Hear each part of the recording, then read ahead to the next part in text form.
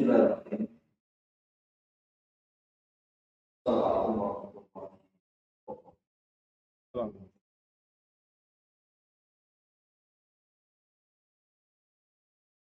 Alhamdulillah wassalatu wassalamu ala Rasulillah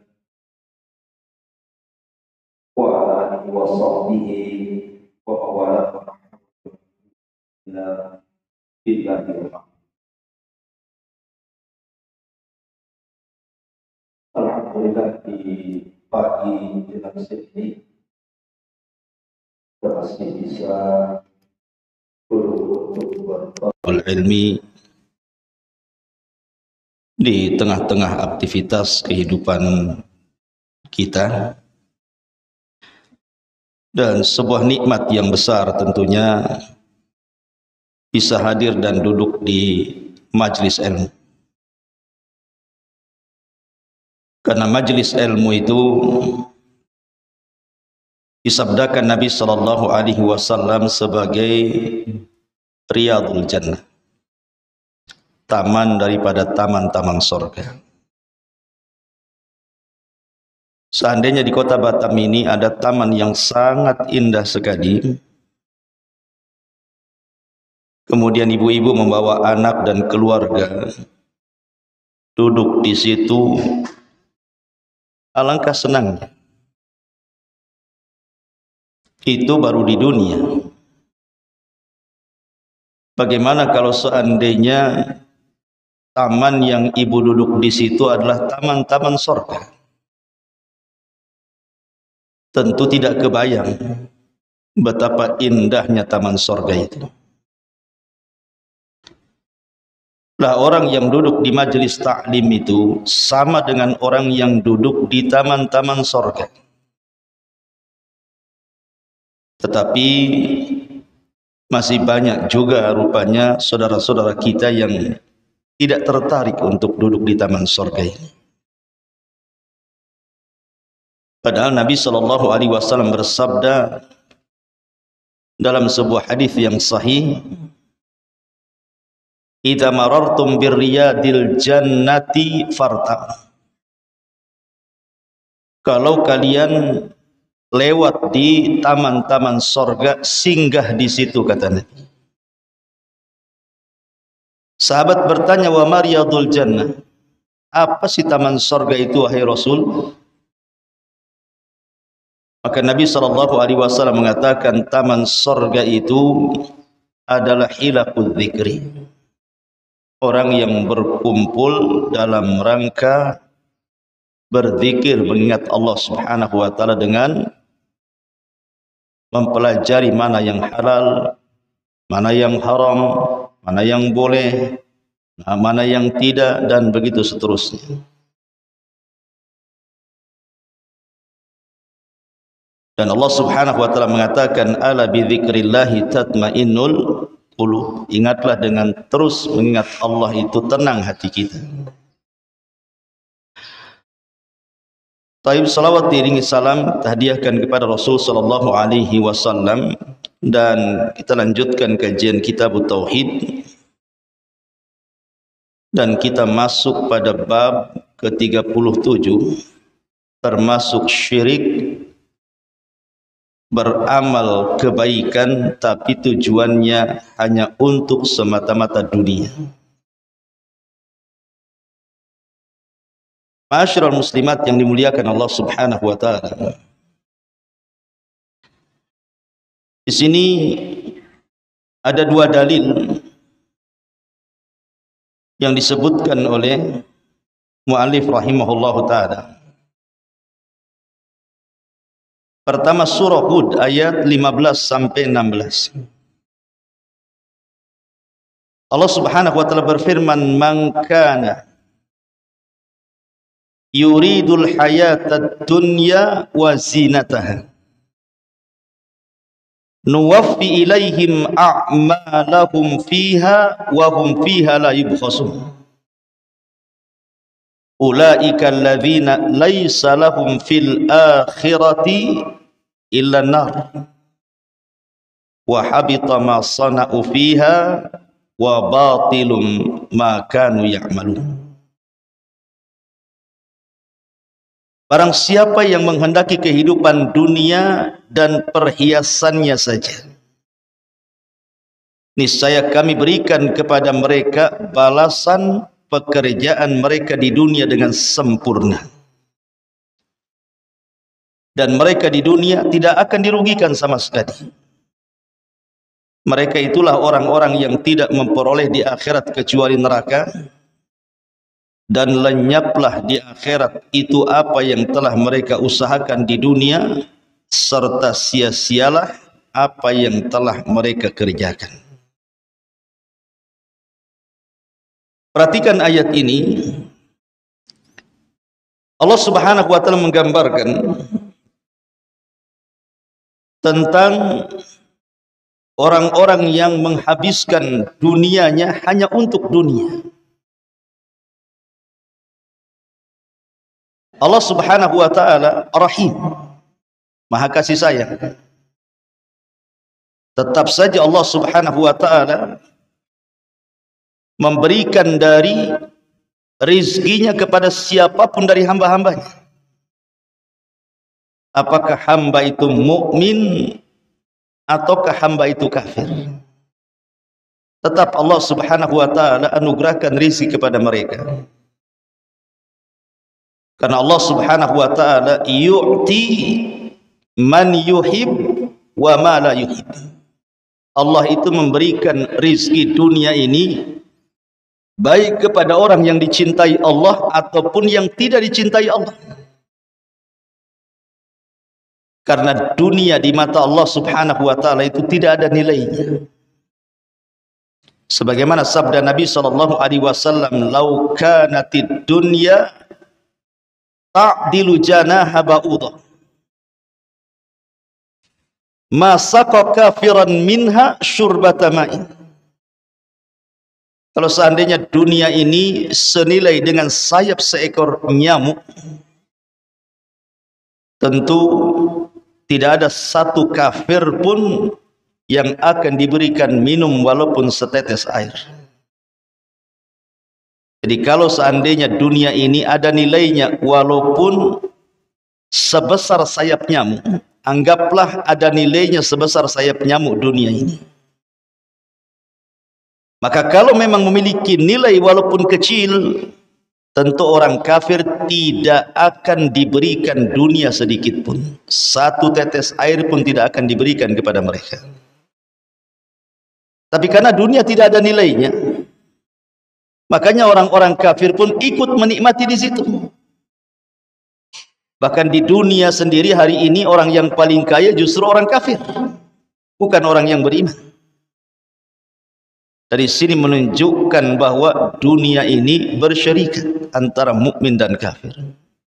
Lalu apa yang dibanggakan? Ma'asyiral muslimat yang dimuliakan Allah Subhanahu wa taala, sebelum saya menjelaskan tentang apa maksud pengarang ketika membuat bab ini, saya ingin menjelaskan satu hal yang paling penting yang berkaitan dengan bab ini. Apa itu? Tentang hinanya sebuah dunia bila dibandingkan dengan kehidupan akhirat. Abdullah ibn Umar radhiyallahu anhu dalam sebuah hadis yang disepakati Bukhari dan Muslim pernah menukilkan sabda Nabi sallallahu alaihi wasallam, "Man fatathu salatul asri faka'annama wutira ahluhu wa maluhu." Barang siapa yang luput tidak sholat asar seumur hidupnya satu kali, maka seolah-olah dia ditinggalkan keluarga dan juga seluruh hartanya. Seolah-olah dia tidak punya keluarga, seolah-olah dia punya harta, tidak punya harta seumur hidupnya. Coba perhatikan, mungkin di antara kita, atau kita lihatlah orang-orang awam itu yang mereka tidak peduli dengan sholat. Jangan lagi sholat asar, 5 waktu sholat pun dia tidak sholat. Sholatnya itu nunggu Idul Fitri saja, Bu. Itu pun malu kalau tidak sholat. Itu pun kalau bangun, kalau tidur ya tak sholat. Kenapa kemudian orang-orang ini yang berani meninggalkan sholat itu, kok berani dia? Kayaknya enteng saja dia meninggalkan sholat itu. Dia tidak paham bahwa satu sholat asar ditinggalkan itu sama dengan menghilangkan keluarga dan hartanya selamanya. Kecuali dia bertobat kepada Allah Subhanahu wa ta'ala. Kenapa Rasulullah SAW mengatakan seperti itu? Artinya kalau dia melaksanakan sholat asar, maka seolah-olah dia dikembalikan keluarga dan juga seluruh hartanya. Menunjukkan bahwa amalan yang sedikit tetapi diberikan dunia yang banyak, tetapi meninggalkan amalan yang kecil yang sedikit bisa meninggalkan padanya dunia dan seluruhnya. Ini menunjukkan apa? Hinanya dunia. Bahkan lebih jelas lagi, Nabi SAW mengatakan raka'atal fajri khairun minad dunya wa ma fiha. 2 rakaat salat sunnah fajar, Bu, setelah adzan sebelum qomat, pahalanya lebih baik dibandingkan dunia dan isinya. Bayangkan 2 rakaat sunnah, padahal belum cerita wajib, baru sunnah. Itu lebih besar nilainya dibandingkan dunia dan isinya. Apa isi dunia itu? Macam-macam kan? Seandainya ibu diberikan satu kota Batam saja, sak hotelnya, sak apartemennya, sak fasilitas-fasilitasnya, tempat-tempat hiburannya, dikasihkan, ini milik ibu kota Batam. Senang nggak, Bu? Senanglah. Beli kapling, satu kapling aja ribut kan gitu. Apalagi dikasih satu kota Batam, apa nggak senang tuh? Artinya bahwa satu kota Batam saja itu sudah luar biasa itu. Kita punya tanah sebesar Batam itu ya. Wah, ibu udah jadi raja Batam tuh. Ratu Batam. Ya. Tetapi lihat nilai sebuah kota Batam bila dibandingkan dengan 2 rakaat sholat sunnah, itu tidak ada apa-apanya, kecil. Karena bandingannya bukan kota Batam, satu dunia. Dibandingkan dengan 2 rakaat fajar, itu kecil. Menunjukkan hinanya dunia, Bu, di sini. Makanya bahasa Arab, ad-dunya, kenapa disebut dunia itu? Pertama karena dunia itu al-ula, kehidupan pertama. Disebut dunia itu karena kehidupan pertama, artinya ada kehidupan berikutnya. Yang kedua disebut dunia, itu dunia karena dia adalah darun faniyah, tempat yang tidak akan kekal selamanya. Dan kenapa disebut dunia? Kata para ulama bahasa, li'anna fil manzilatid daniyah, karena dunia itu rendah artinya.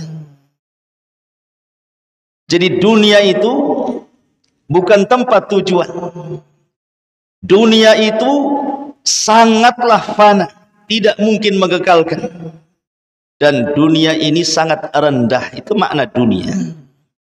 Lalu apa yang dibanggakan dengan dunia? Orang-orang yang sombong-sombong itu bangga dengan dunia.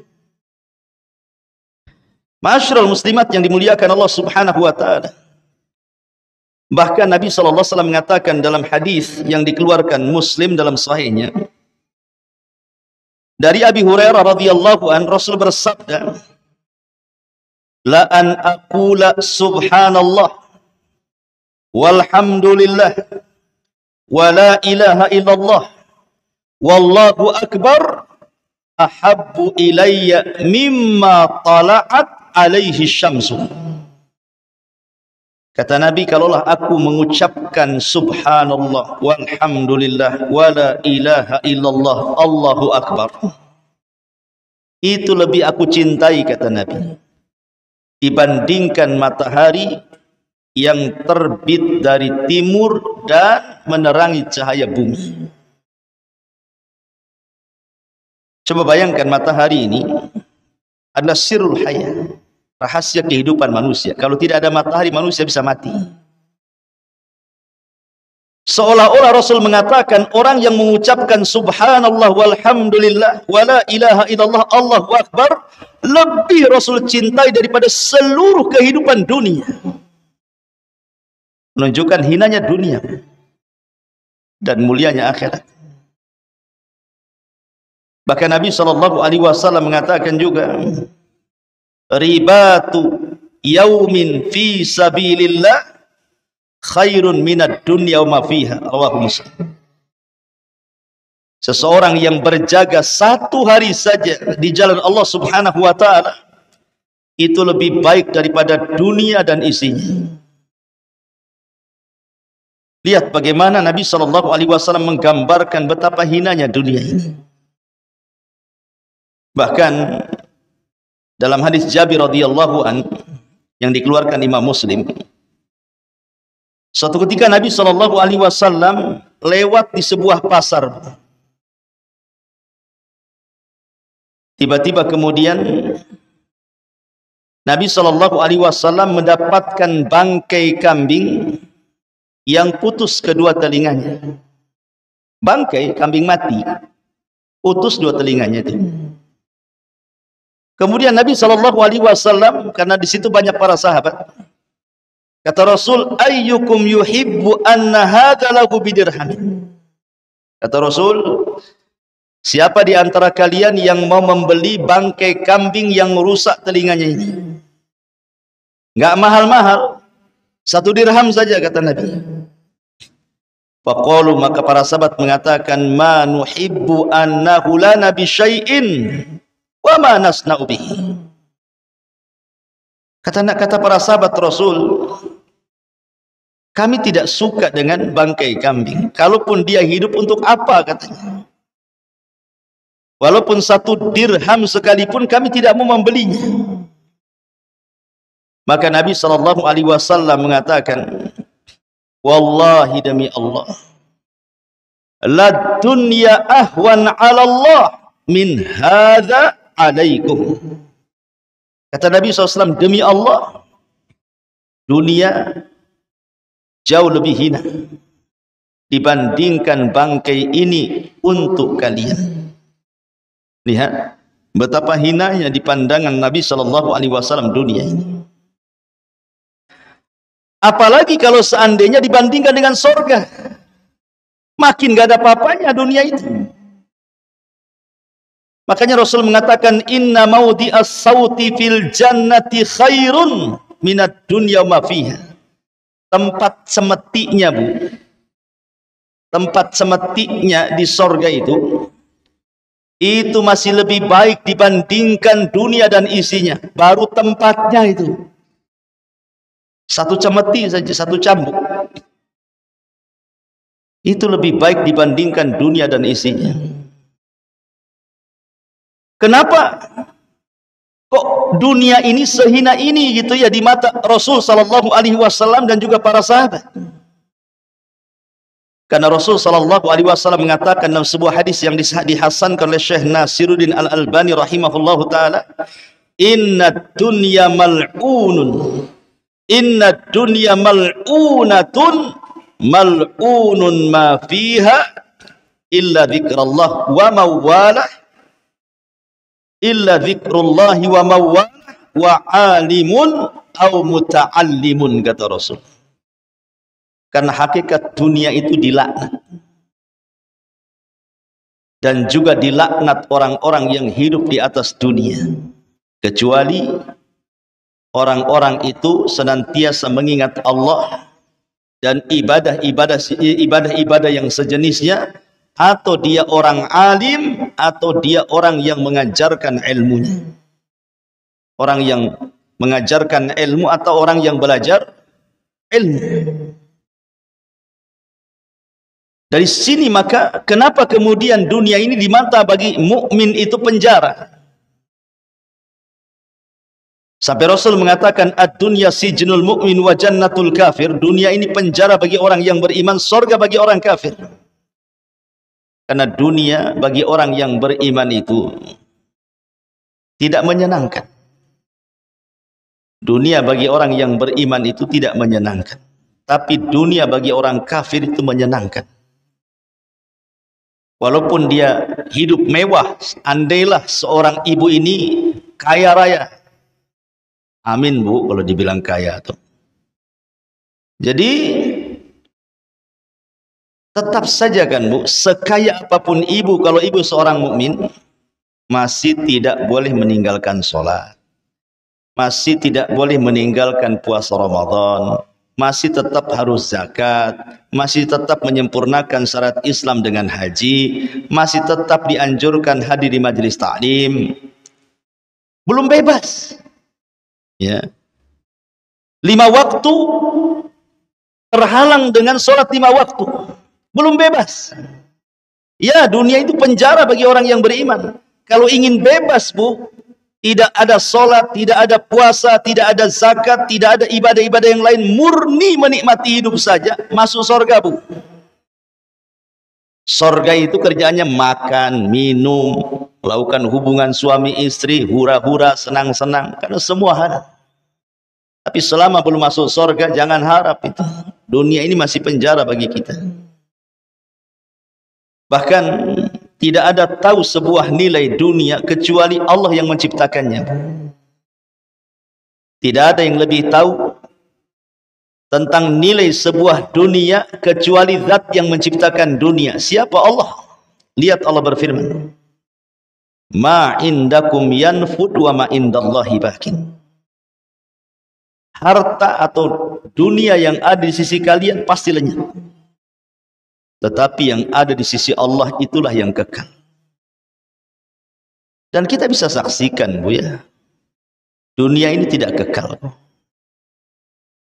Lihat, apabila datang musibah yang Allah kirim, kemudian menghantam rumah-rumah orang-orang kaya, kemudian roboh seketika, mana lagi kekayaannya? Kalau Allah mau, Allah bisa cabut seketika. Kalau Allah mau, bisa Allah bentangkan seketika. Ada orang-orang yang menumpuk-numpuk harta dari muda sampai tua. Hartanya banyak, tanahnya banyak, sampai julukannya Tuan Takut. Tiba-tiba kemudian naik motor, ketabrak, mati. Lalu untuk apa selama ini dia kumpulkan harta, tiba-tiba mati itu? Menikmati dia dunianya? Tidak juga. Makanya Allah Subhanahu wa taala mensifatkan dunia ini, wa mal hayatud dunya illa laibun wa lahwun wa zinatun. Allah mengatakan, i'lamu annamal hayatud dunya laibun wa lahwun wa zinatun wa tafakhurun bainakum wa takathurun fil amwali wal aulad. Kata Allah, kehidupan dunia ini hanya main-main, hanya permainan saja, dan sesuatu yang bisa melalaikan. Dunia ini hanya perhiasan, bermegah-megah di antara kalian, bermegah-megah dengan banyaknya harta dan anak. Itulah dunia. Apa sih dunia itu? Itulah dunia. Lihat bagaimana Allah Subhanahu wa taala menggambarkan dunia. Makanya Allah mengatakan, bal tu'thirunal hayatad dunya wal akhiratu khairun wa abqa. Kalian hendak mementingkan kehidupan dunia, kata Allah. Akhirat itu jauh lebih kekal dan lebih baik, kata Allah. Begitulah Allah Subhanahu wa taala menggambarkan dunia. Bahkan lebih tegas lagi, perhatikan Allah katakan dalam surah Al-Kahfi 45, wadrib lahum mathalal hayatid dunya kama in anzalnahu minas sama Fakhtalata bihi nabatul ardi fa asbaha hashiman tadhuruhu rih wa kana Allahu ala kulli syai'in muqtadira. Fa asbaha hashiman tadhuruhu riyahu wa kana Allahu ala kulli syai'in muqtadira. Dan buatkanlah untuk mereka manusia itu perumpamaan kehidupan dunia ini. Kehidupan dunia ini, kata Allah, ibarat hujan yang diturunkan Allah dari langit, sehingga menyuburkan tumbuh-tumbuhan di bumi. Kemudian tumbuh-tumbuhan itu menjadi kering, kemudian menguning, kemudian rapuh, diterbangkan oleh angin, dan Allah Maha Kuasa atas segala sesuatu. Perhatikan Bu, kalau ibu dulu seorang petani, atau mungkin punya orang tua seorang petani, atau mungkin punya kawan seorang petani, tanya kepada petani itu, bagaimana permulaan menanam padi sampai dia menguning. Awalnya diletakkan biji, kemudian disemai, kemudian diletakkan di sawah, kemudian diberi pupuk, akhirnya kemudian dia tumbuh subur, menghijaulah sesaat, kemudian keluar biji-biji beras. Setelah kemudian biji-biji beras itu siap dipanen, menguninglah daunnya. Setelah menguning daunnya, hancurlah daun-daun itu, datang angin, terbang sedikit demi sedikit, akhirnya tidak tersisa yang di sawah itu. Allah ingin menggambarkan bahwa kehidupan manusia itu kurang lebih dengan padi. Awalnya ibu, benih yang dipilih Allah dari sekian juta benih seorang bapak yang dibenihkan kepada ibunya, ibulah terpilih. Jadi pula kemudian lahir ke dunia, masih kecil, perlu dirawat, sama dengan bayi. Kalau padi itu kan dirawat juga, dikasih pupuk, dikasih apa gitu. Sama, manusia pun dirawat kecil-kecil. Kemudian membesar, kemudian menjadi remaja, menjadi dewasa, menjadi tua, balik lagi kayak anak-anak Bu. Akal pun hilang, nyusahkan orang. Kemudian inna lillahi wa inna ilaihi raji'un. Ada batasnya manusia itu. Itulah dunia. Makanya saya heran kalau seandainya ada orang yang sudah tua gitu ya, sudah kaya, kok tidak berhenti bekerja ya. Dia kaya, seandainya dia pensiun gitu ya, kekayaannya itu cukup untuk menghidupi dia sampai mati. Tapi rupanya ada istilah tua-tua keladi, makin tua jadi dia. Justru makin tua itu bisnisnya makin kencang dia. Dia nggak nyadar bahwa dia akan mati itu. Baru ketika dia merasakan sakit parah, dekat dengan ajalnya, baru dia nyesal di situ. Apa harus menunggu seperti itu? Nunggu haraman mufannida, nunggu pikun dulu gitu ya. Makanya Rasul mengatakan badiru bil amal, bersegera beramal. Karena dunia ini sifatnya melalaikan. Dunia ini sesuatu yang tidak akan puas dicari. Makanya nanti ada hadis yang kita akan baca, ta'isa abdud dinar wa ta'isa abdud dirham. Celaka hamba dinar dan dirham. Ya. Ma'asyiral muslimat yang dimuliakan Allah Azza wa Jalla. Bahkan ada satu kisah daripada Nabi Musa ketika belajar kepada Khidir. Apa kisahnya Bu? Jadi suatu ketika Nabi Musa itu naik perahu bersama Khidir, Nabi Allah Khidir. Tiba-tiba kemudian ada burung terbang, kemudian nuki dan patuknya itu mengenai air lautan. Kemudian dia meneguk air itu dalam paruhnya, kemudian terbang lagi. Kata Nabi Khidir kepada Musa, wahai Musa, tidakkah kau lihat burung itu yang dengan patuknya kemudian meneguk air dan diletakkan di paruhnya kemudian terbang? Kata Musa, iya, aku melihat. Maka Khidir menasihati Musa. Kata Khidir, ma naqasa ilmi wa ilmuka ya Musa min ilmillah illa mithlu ma naqasa hadal usfuru minal bahri. Musa, seandainya pengetahuan yang aku ketahui dan pengetahuan yang Allah ajarkan kepada kamu itu hanya seperti burung usfur yang meneguk air kemudian diletakkan di paruhnya kemudian terbang. Air yang di paruh burung itulah ilmu yang diperebutkan manusia di dunia ini, sementara ilmu Allah itu luas, seluas-luasnya ibarat lautan. Dengan ibarat begini, lihat bagaimana ilmu yang diberikan kepada manusia di dunia itu hanya setetes saja, Bu, dibandingkan ilmu Allah yang sebentang lautan itu. Tapi dengan setetes itulah jadilah orang dokter dengan kecerdasannya, jadilah dia insinyur dengan kecerdasannya, jadilah dia profesor, jadilah dia penemu, jadilah dia orang cerdas, jadi ulama, jadi peneliti. Lihat, menunjukkan apa? Sedikit yang Allah berikan kepada kita itu dan luas yang Allah miliki. Makanya Nabi SAW bersabda dalam sebuah hadis yang dikeluarkan Imam Muslim, mad dunya fil akhirati illa mithlu ma yaj'alu ahadukum usbu'ahu fil yammi falyanzur bima yarji. Kata Rasul, permisalan dunia dibandingkan dengan akhirat itu sama dengan orang yang meletakkan jari di lautan.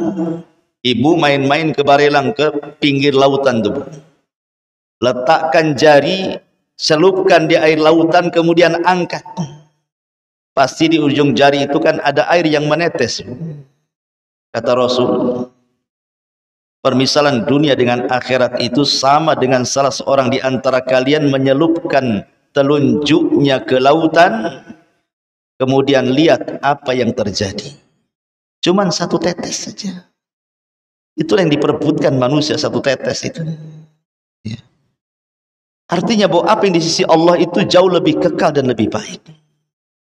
Allah mengingatkan itu. Jangan terlena dengan kehidupan dunia. Saya akan contohkan beberapa kisah biar menarik, Bu, ya. Abu Bakar Siddiq radhiyallahu anhu ketika menjadi khalifah pertama setelah meninggalnya Rasul, dia banyak membebaskan negeri-negeri sampai ke negeri Romawi dan juga Persia. Walaupun tidak dikuasai seutuhnya, tapi sudah sampai ke sana. Artinya banyak ghanimah, harta rampasan perang, kemudian harta melimpah, luar biasa. Tetapi ketika Abu Bakar meninggal dunia, apa kata Aisyah radhiyallahu anha? Mata Abu Bakr, fama taraka dinaran wala dirhaman, wa kana qad akhadha qabla dzalika malahu fa alqahu fi baitil mal. Subhanallah. Kata Aisyah, ketika Abu Bakar meninggal dunia, Abu Bakar tidak meninggalkan satu dinar ataupun dirham pun dalam kantongnya. Karena sebelum dia meninggal, kekayaannya semua sudah dititipkan di Baitul Mal. Begitulah Abu Bakar meninggal tidak membawa satu dinar dan dirham sekalipun. Karena tahu bahwa dunia ini tidak ada nilainya di mata Abu Bakar. Dan karena tahu bahwa soalan yang kelak akan diberikan oleh Allah kepada para pemilik harta itu bukan satu soalan, tapi dua soalan.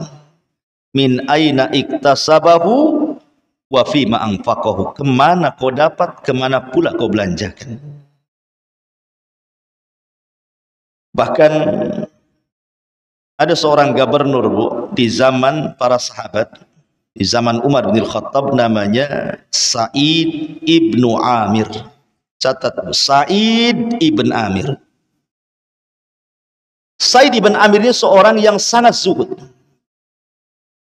Ketika Umar menjadi khalifah, Sa'id ibn Amir ini datang kepada Umar dan menasihati. Di antara nasihatnya, ya Umar, aku berpesan kepadamu, jangan takut kecuali kepada Allah. Jangan takut kecuali kepada Allah. Dan jangan takut manusia untuk mencari kepentingan kepada Allah. Kemudian banyak nasihat-nasihatnya. Umar sempat berat dengan nasihat itu dan mengatakan, ya Sa'id, wa man yastati dzalik, mana bisa aku lakukan nasihatmu itu. Tapi Sa'id ibn Amir meyakinkan bahwa Umar bisa. Melihat keikhlasan daripada Sa'id ibn Amir ini, akhirnya Umar pun memaksa dia untuk menjadi qadhi, gubernur di Himsah, di Syam. Tapi dia tolak, enggak mau. Akhirnya Umar marah dan mengatakan, waihakum wada'tum hadal amri fi unuki, celaka engkau. Engkau yang meletakkan aku menjadi pemimpin, tapi engkau pula tak mau diperintah, katanya.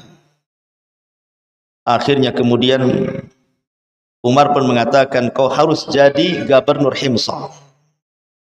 Terpaksalah akhirnya kemudian Sa'id ibn Amir ini jadi gubernur di Himsah.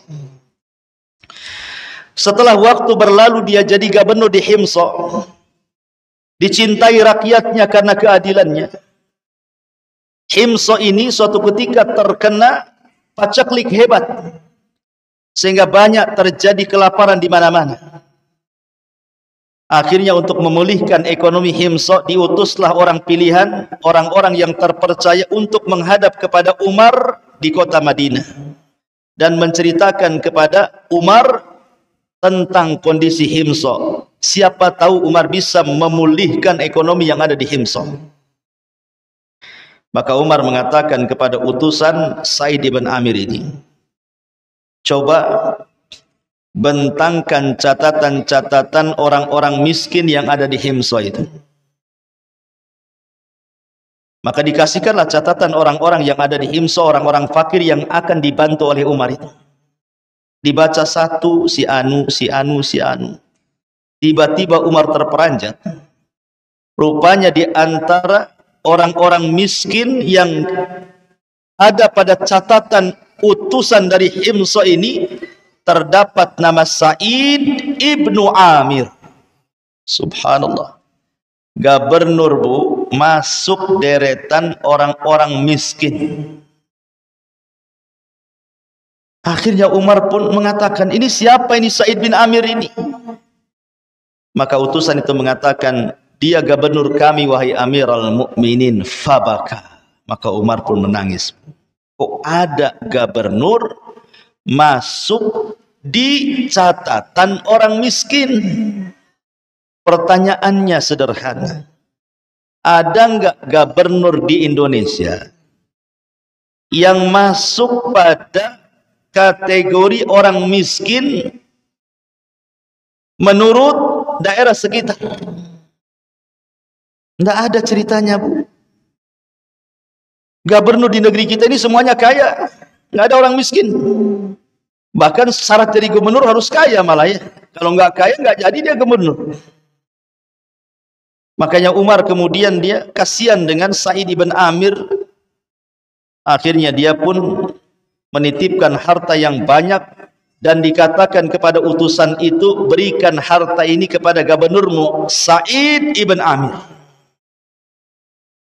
Pulanglah utusan ini, kemudian meletakkan harta di hadapan Sa'id ini. Tiba-tiba Sa'id ini menangis. melihat harta sebanyak itu dari Amirul Mukminin dan mengatakan, Inna lillah wa inna ilaihi raji'un. Inna lillah wa inna ilaihi raji'un. Istrinya kaget mendengar Sa'id ibn Amir tiba-tiba berteriak, Inna lillah wa inna ilaihi raji'un. Kata istrinya, amata Amirul Mukminin? Apakah Amirul Mukminin meninggal? Sehingga engkau mengatakan Inna lillah wa inna ilaihi raji'un, katanya. Kata Sa'id, bahkan perkaranya jauh lebih dahsyat dibandingkan meninggalnya Amirul Mukminin, katanya. Bingunglah istrinya. Apa maksudnya? Kemudian ditunjukkan harta yang banyak yang baru sampai yang diberikan oleh Amirul Mukminin. Ini harta ini yang lebih dahsyat dibandingkan kematian Amirul Mukminin, katanya. Saya kira, Bu, kalau ibu jadi istrinya Sa'id ibn Amir, kira-kira ibu mau ngomong apa? Pasti ibu mengatakan, Alhamdulillah, sujud syukur. Wah, kebetulan nih kulkas belum kebeli, cicilan belum lunas, gitu ya. Rumah pula belum direnov. Itu ibu tuh, kalau di posisi istrinya Sa'id ibn Amir. Tetapi istrinya Sa'id ibn Amir mengatakan kepada suaminya, kalau begitu, takhallas minha. Kalau engkau tidak mau dari harta hadiah dari Amirul Mukminin Umar bin Khattab, kalau begitu, lepaskan dirimu dari harta itu. Lihat saran istrinya. Maka kemudian Sa'id pun meletakkan harta itu, kemudian membagi-bagikan kepada fuqara wal masakin sampai tidak tersisa sedikit pun. Lihat, begitulah takutnya akan dunia para sahabat. Ini yang laki-laki, Bu, ya. Saya cerita yang perempuan lah. Ibu kenal Ummu Sulaim, Bu? Radhiyallahu an. Kenal, Bu, ya? Kenalan di mana, Bu? Ummu Sulaim ini radhiyallahu anha ketika menjanda karena Nadhr ibn Malik ibn Nadhr, suaminya kafir, kemudian meninggalkan Ummu Sulaim, kemudian mati di perjalanan menuju Syam. Adalah seorang duda kaya raya. Duda ini kaya raya, ganteng pula dia, dihormati pula kaumnya, dan memiliki keperkasaan yang luar biasa. Siapa? Abu Talha radhiyallahu anhu. Yang disabdakan Rasul, jeritan satu kali Abu Talha dalam peperangan lebih baik daripada 100 penunggang kuda. Keberaniannya Abu Talha. Sudah pemberani, kemudian ganteng, kemudian kaya, dihormati. Kira-kira kalau melamar ibu, Bu, ditolak nggak orang kayak gini, Bu? Enggak lah, yang jelek saja diterima, yang penting kaya, makin ganteng pula dia, makin iya kan, begitu jawabannya. Tapi Ummu Sulaim ini menolak mentah-mentah tuh. Ditolak lamarannya. Padahal wanita-wanita di zaman itu kepengen dilamar oleh Abu Talha. Ditolak. Padahal Ummu Sulaim ini hidupnya susah setelah meninggalnya suaminya tuh. Apa yang menjadikan Ummu Sulaim menolak lamaran Abu Talha tuh, yang ganteng, yang kaya, yang terhormat itu? Rupanya cuma satu alasannya, Bu. Karena Abu Talha kafir, itu saja. Coba dia muslim, mau dia? Ya. Itu yang menyebabkan Ummu Sulaim tak mau menerima lamaran siapa? Lamarannya Abu Talha. Makanya dia mengatakan kepada Abu Talha, tidak layak wanita-wanita menolak lamaranmu, hai Abu Talha. Akan tetapi aku tolak karena engkau seorang kafir penyembah berhala. Akhirnya Abu Talha pun belakangan masuk Islam demi mendapatkan Ummu Sulaim. Akhirnya menikah Ummu Sulaim dengan Abu Talha. Begitulah Ummu Sulaim mengajarkan bahwa dunia itu tidak ada harganya dibandingkan akhirat, Bu. Itu maksudnya. Dunia itu tidak ada harganya dibandingkan akhirat. Sekaya apapun engkau wahai Abu Talha, seganteng apapun engkau wahai Abu Talha, sehebat apapun engkau Abu Talha, semulia apapun di tengah-tengah kaum wahai Abu Talha, kalau engkau kafir, sorry, maaf, pergi kau dari sini. Ini menunjukkan sikap bahwa akhirat jauh lebih kekal dibandingkan dunia. Tapi sayang wanita-wanita di zaman sekarang kebalikan daripada Ummu Sulaim. Kebalikan dari Ummu Sulaim, Bu. Agama itu tidak pernah dilihat dia. Yang penting kaya, yang penting ganteng. Pindah agama pun siap gerak. Modelnya gitu. Zaman sekarang, Bu, ya. Na'udzubillah. Makanya dulu saya ceritakan, Bu, saya punya tetangga. Tetangga ini wanita muslimah, Bu. Kemudian menikah dengan laki-laki kaya, tapi Nasrani. Dia nggak peduli dengan agama, nikahlah dia dengan suaminya yang beragama Nasrani itu. Kemudian punya anak, dipaksa murtad dia. Gara-gara suaminya tuh. Lamalah berumah tangga. Tiba-tiba suaminya selingkuh, Bu. Selingkuhnya pula sama wanita muslimah. Kemudian mau nikah dengan dia, tapi wanita muslimah ini mengatakan, saya tidak mau menikah dengan kamu sampai kau jadi mu'alaf, katanya.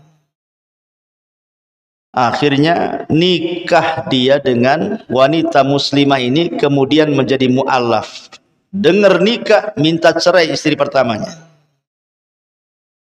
Ketika cerai dengan suaminya, istri pertamanya yang dulunya seorang muslimah masuk Nasrani gara-gara suaminya, makin gila Nasraninya. Dia nggak mau kembali ke Islam.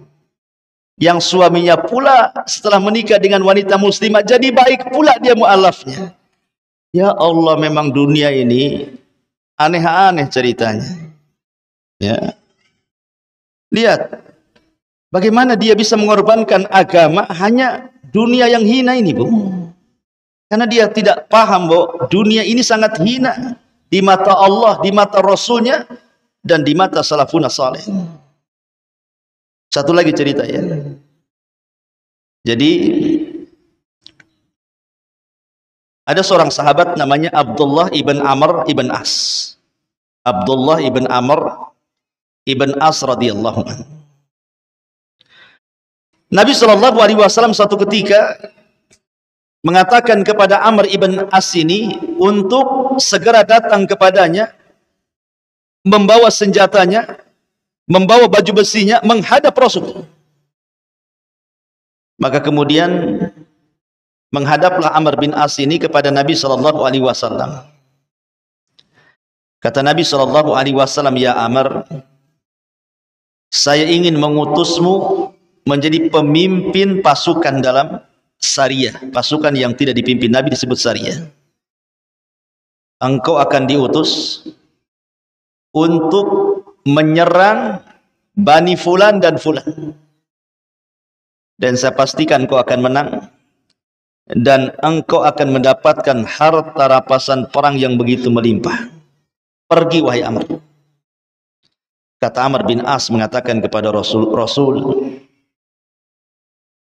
aku ini masuk Islam bukan karena mencari harta dunia, tidak. Tetapi aku masuk Islam itu betul-betul ingin beragama Islam dan tidak mau pisah darimu. Jadi ketika Rasul menceritakan akan mendapatkan harta rampasan perang itu, dia mengatakan, ya Rasul, bukan itu yang aku cari setelah aku masuk Islam. Aku hanya ingin dekat dengan kamu saja. Maka kemudian Rasul memuji Amr ibn As dan mengatakan, ya Amr, ni'mal malus salihu li rajulin salih. Wahai Amr, sebaik-baik harta itu adalah harta yang dipegang orang soleh. Sebaik-baik harta apabila dipegang orang soleh. Seburuk-buruk harta apabila dipegang orang jahat. Jadi kesimpulannya tadi Bu, yang kita ceritakan dari awal sampai akhir, bahwa harta itu sesuatu yang hina dibandingkan dengan akhirat. Lalu apa yang mau dibanggakan dengan harta? Apalagi sampai menyombongkan dengan harta. Korun, manusia yang paling kaya. Tidak ada manusia sekelas Korun hari ini. Tetapi Allah katakan wa khasafna bihi wa bidarihil arda. Kami tenggelamkan Korun seharta-hartanya.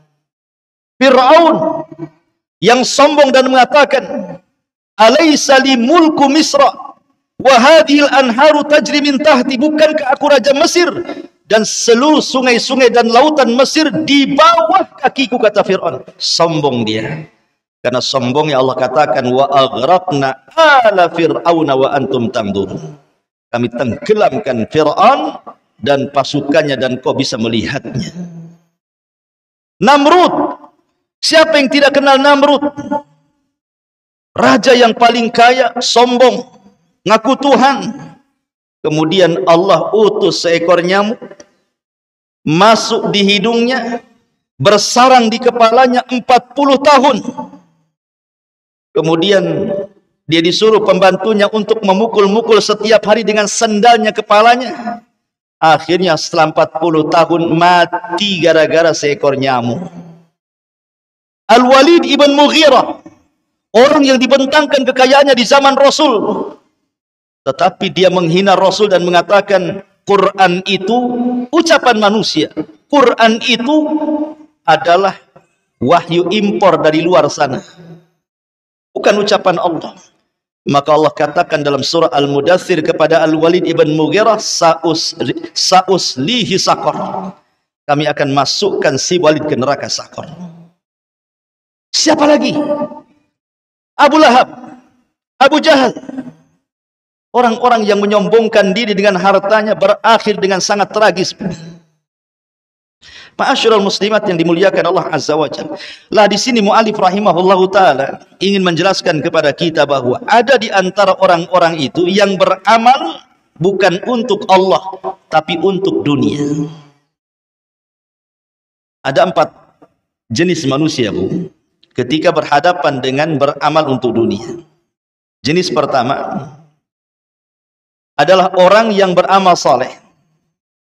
Mungkin dia sedekah, mungkin dia sholat, mungkin dia zakat, mungkin dia infak, mungkin dia haji, mungkin dia baca Quran, mungkin dia zikir. Semua kebaikannya, semua amal soleh. Tetapi ketika melakukan amal itu tidak ada keikhlasan sedikit pun.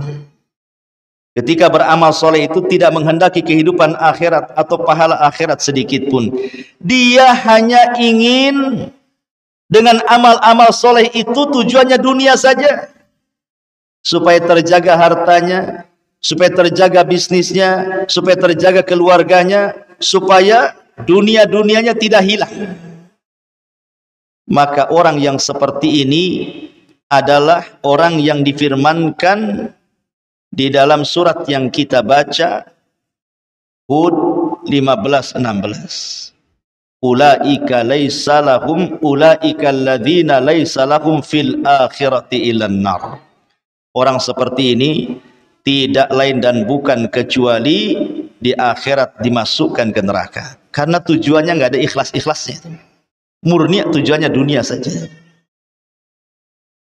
Seperti dia menjadi muazin, dia tidak ingin mengambil pahala azannya, dia tidak ingin ikhlas dengan azannya, murni dia bekerja dengan azannya, ingin dapat gaji. Dia jadi imam juga sama. Dia baca Quran sampai melambung-lambung, melantun-lantun suaranya demi tujuan supaya dia tenar, syuhra dan begitu seterusnya. Nggak ada akhirat-akhiratnya sedikit pun. Maka kelompok yang pertama ini nggak akan dapat di akhirat kecuali neraka. Kelompok yang kedua ini lebih parah dibandingkan yang pertama. Apa itu? dia sholat, dia haji, dia sedekah, dia baca Quran, dia jihad, dia melakukan amal ibadah murni karena riya. Kalau yang pertama itu kan murni karena cari dunia, Bu. Kalau yang kedua murni karena riya, apa bedanya? Kalau riya itu dia melakukan sesuatu tidak dapat dunia, cuman dapat omongan orang saja. Oh, si fulan bagus, si fulan soleh, si fulan solehah. Oh, itu ahli sholat, si ibu itu ahli sholat, si ibu itu ahli puasa. Ya, dapat omongan orang aja, itu riya namanya, Bu. Riya itu hanya ingin dapat omongan orang. Tapi kalau beramal karena dunia, dia masih mending mendapatkan dunia. Walaupun tidak dapat akhirat, kan dia dapat dunia dia. Jadi muazin murni karena ingin gajinya saja. Jadi imam murni karena ingin gajinya saja. Jadi dai murni karena ingin gajinya saja. Jadi nggak ada semata-mata untuk akhirat itu. Tapi kalau riya sudah nggak dapat dunia, akhirat pun tak dapat. Nah, itulah riya namanya. Karena kan hanya omongan orang aja. Oh, hanya pujian-pujian saja. Makanya ini lebih dahsyat dibandingkan yang pertama. Kemudian yang ketiga, kelompok yang ketiga, orang yang beramal saleh. Orang yang beramal saleh, dia mencampur adukan niat. Niatnya karena Allah, tetapi juga karena dunia. Kenapa ibu haji? Ya sekalian. Nah, di harga emas di Arab itu murah, Ustaz. Syaratnya tinggi-tinggi itu. Kalau dijual di Indonesia kan untung, balik saya modal haji katanya. Nah itu ya. Jadi dia berserikat tuh niatnya tuh. Niat haji plus ingin jadi peniaga. Lihat kata ulama. Kalau niat awalnya lillah, niat awalnya lillah karena Allah, Bu. Memang hajinya karena Allah ingin menyempurnakan rukun Islam. Itu awal niatnya. Kemudian berniaganya ini ikut saja. Ya, kalau sampai di sana ditakdirkan ada emas murah, saya beli. Kalau tak ada ya sudah, nggak apa-apa, niat saya kan haji.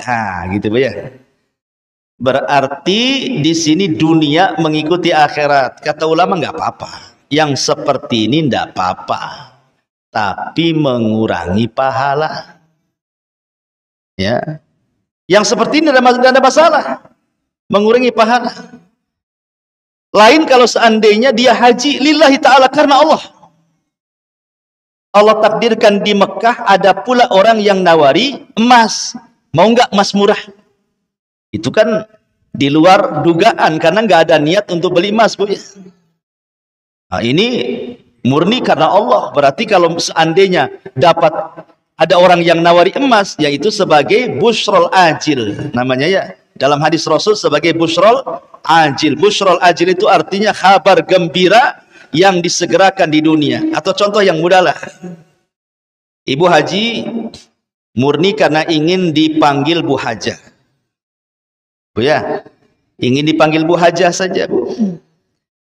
Niatnya ibu tuh karena Allah ingin haji.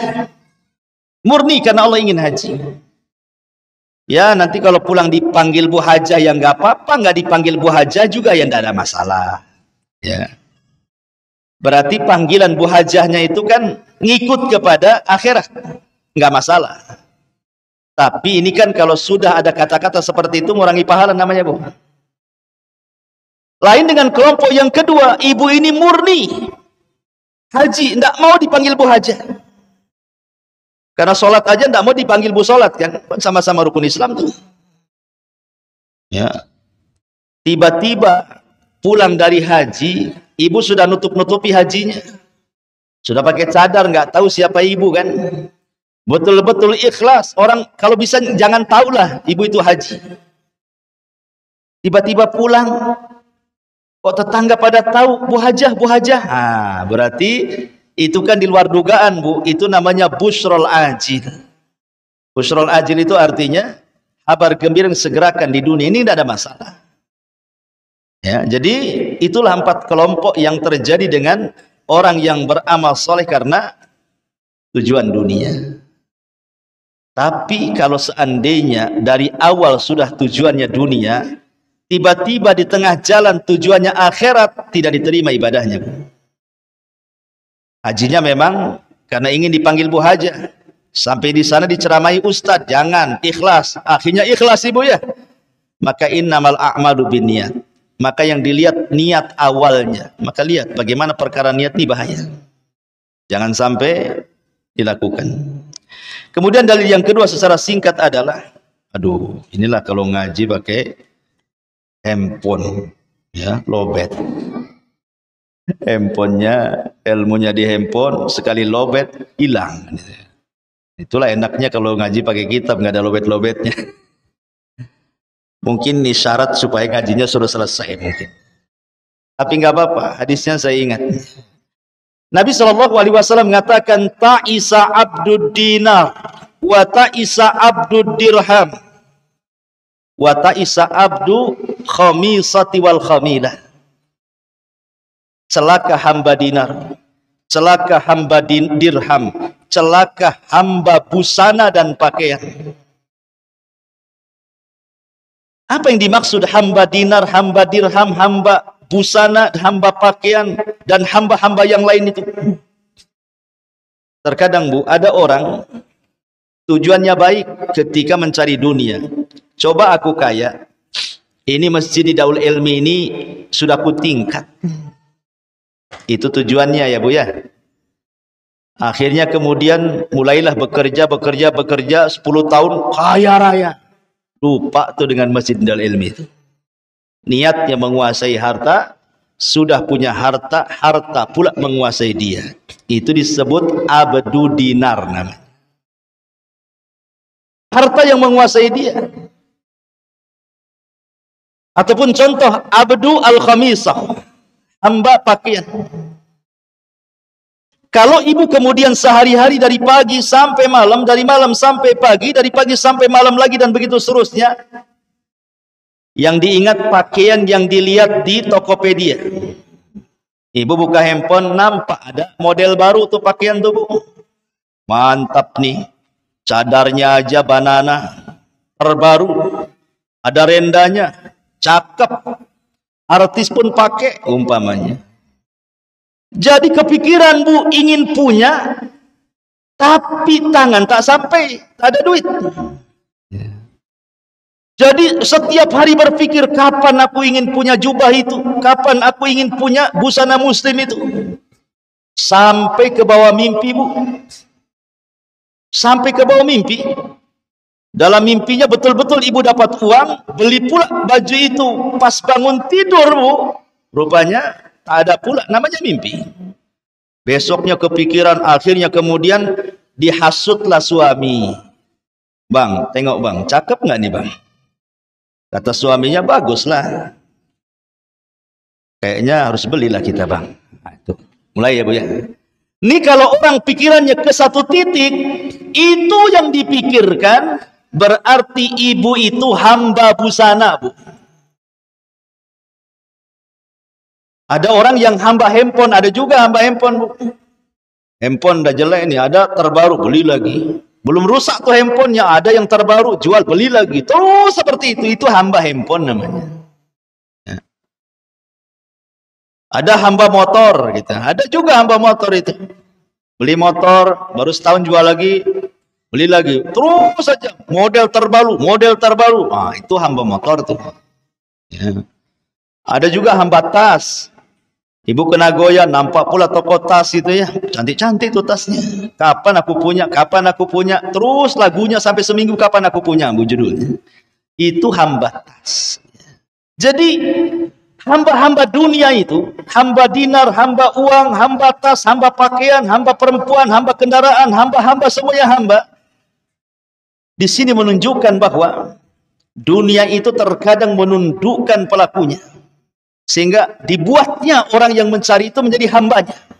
Dan kalau sudah sampai tingkat itu, ta'isa, kata Rasul. Apa ta'isa itu? Celaka. Kalimat ta'isa ini, kata ulama, boleh jadi dalam bentuk doa, boleh jadi dalam bentuk khobar. Kalau dalam bentuk khobar artinya Rasul mendoakan mudah-mudahan celaka tuh hamba-hamba yang seperti itu. Ataupun khobar bahwa orang yang menghambakan diri pada dinar, dirham, pakaian, tas, sepatu, sandal dipastikan celaka. Walaupun dia mendapatkan duitnya, mendapatkan tasnya, mendapatkan bajunya, mendapatkan sandalnya, mendapatkan dunianya, tetap celaka. Itu kalau di makna khobar. Kok tetap celaka Ustadz? Ya, tetap celaka. Ibu kepengen baju nih, tetap celaka kalau jadi hamba baju. Kenapa? Karena kalaupun sudah didapat baju itu, Bu, nanti ibu kepengen baju yang lain. Habis dibeli baju yang lain, kepengen baju yang lain lagi. Sampai kapan menghambakan diri kepada baju itu? Makanya dianggap celaka. Karena ada dua yang tidak akan puas dicari manusia, dunia dan ilmu. Gak akan puas selamanya akan menghambakan, kecuali orang-orang yang beriman, beramal saleh, saling menasihati dengan kebenaran, dan juga saling menasihati kesabaran. Wallahu a'lam bishawab. Ini yang bisa saya sampaikan. Baik, sebelum kita tutup, silahkan kalau ini bertanya.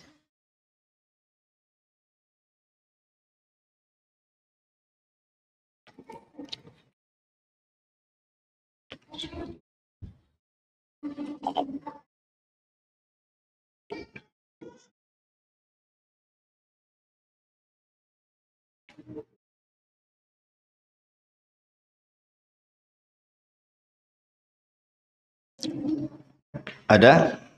Oke.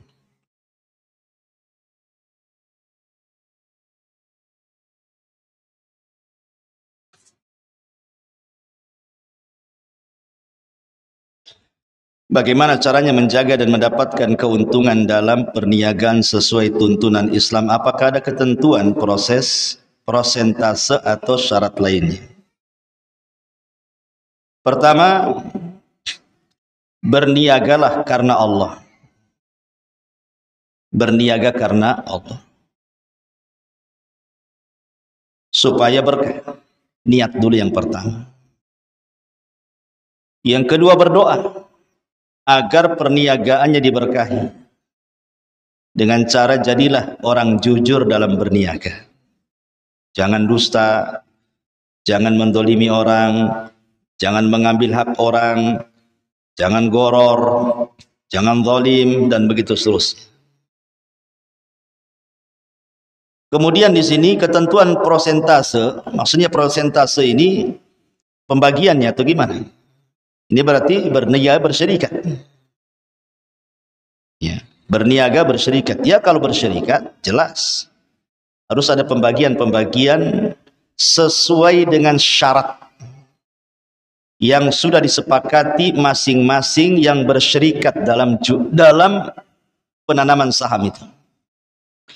Apakah dia sebagai jual beli syirkah ataukah dia dalam jual beli mudharabah? Syirkah itu sama-sama pakai modal. Kamu modal 50, aku modal 50. Mudharabah, kamu yang punya modal, aku yang memainkan modalmu. Itu mudharabah namanya. Ya, nanti kesepakatannya berapa? 40-50, 60-40, 50-50, 70-30, terserah. Ya. Tapi tidak boleh dipatok karena itu riba.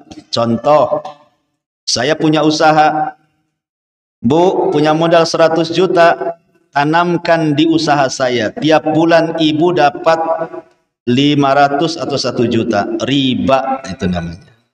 Itu riba namanya, Bu ya.